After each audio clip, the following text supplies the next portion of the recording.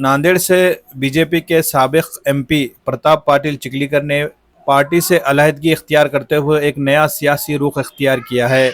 उन्होंने गुज़िश्ता रोज़ अजीत पवार की क़यादत वाली नेशनलिस्ट कांग्रेस पार्टी में शमूलियत इख्तियार की। प्रताप पाटिल ने पार्टी बदलने के इस फैसले के पीछे की वजूहात बताने के लिए आज अपने मकान पर एक प्रेस कॉन्फ्रेंस मुनक्किद की। उन्होंने मीडिया नुमाइंदों से बात करते हुए वजाहत की कि लोहा असम्बली हलका एनसीपी और बीजेपी के सीट शेयरिंग मुआहदे के तहत एनसीपी के हिस्से में आया था, लेकिन बीजेपी के कुछ कायदीन भी इस सीट पर अपनी दावेदारी रखते थे। मामलात के हल न होने की वजह से बीजेपी क़यादत ने प्रताप पाटिल को एनसीपी में शामिल होने की तजवीज़ दी, जिसे उन्होंने कबूल करते हुए नेशनलिस्ट कांग्रेस पार्टी में शमूलियत इख्तियार कर ली। एनसीपी में शामिल होने के बाद प्रताप पाटिल को लोहा असम्बली हलके से एनसीपी का टिकट दिया गया और वो पुरअज़्म है कि वो इस हलके से भारी अक्सरियत के साथ कामयाबी हासिल करेंगे।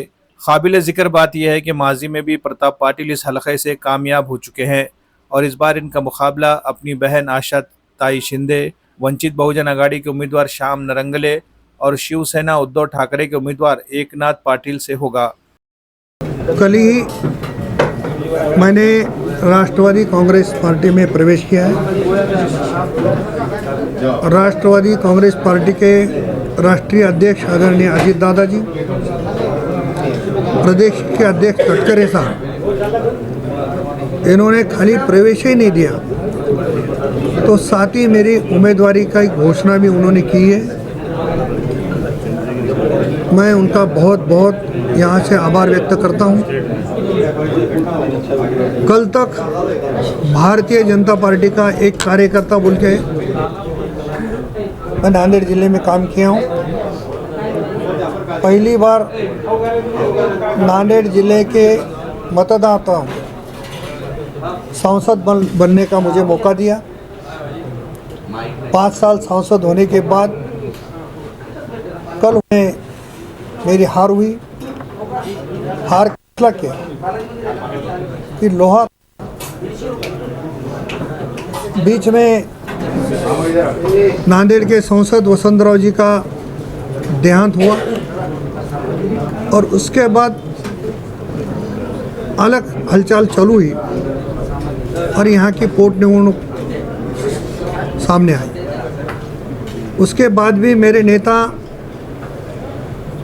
देवेंद्र जी फडणवीस साहब से मिलकर मैंने कहा कि मुझे अभी विधानसभा ही लड़ना है लोकसभा के लिए, और आप कोई उम्मीदवार ढूंढिए या आप कोई कार्यकर्ता को संधि दीजिए। मेरी भावना मैंने उनके साथ सामने रखी। उसके बावजूद फडणवीस साहब ने मुझे ये कहा कि आप लोहा कंधार लड़ना चाहते हैं तो बिल्कुल वहाँ काम करिए, कोई दिक्कत नहीं आएगी। अभी ये जगह राष्ट्रवादी को छूटी है।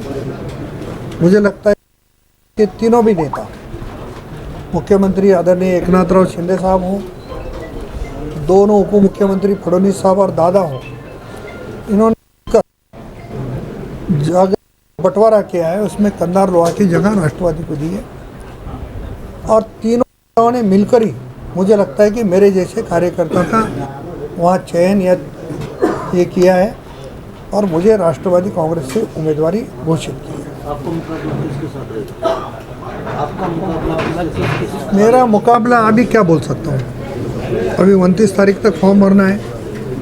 मैदान में कौन कौन है ये पता नहीं है, मैदान में कौन कौन रहेगा ये मालूम नहीं है, तो उसके बाद चलेगा कि किसके साथ मुकाबला। आज देखो, मैं राष्ट्रवादी कांग्रेस से इलेक्शन लड़ रहा हूँ, मैं महायुति का कैंडिडेट हूँ, मैं किसके खिलाफ नहीं हूँ। अब मेरे खिलाफ कौन खड़े रहने वाला है मुझे पता नहीं है। हिंदुस्तान की सबसे मजबूत इलेक्ट्रिक बाइक जॉय ई बाइक अब नांदेड़ में भी हो रही है दस्तयाब। जी हां, ग्रीन राइडर को नांदेड़ में जॉय ई बाइक का ऑथोराइज्ड डीलर बनाया गया है। मर्द ख़वातीन के अलावा कॉलेज के तलबा की ज़रूरत के मुताबिक जॉय ई बाइक 4 अलग अलग मॉडल में दस्तयाब है, जिसमें म्यूहूस, वोल्फ और जेननेक्स नैनो। खूबसूरती और मजबूत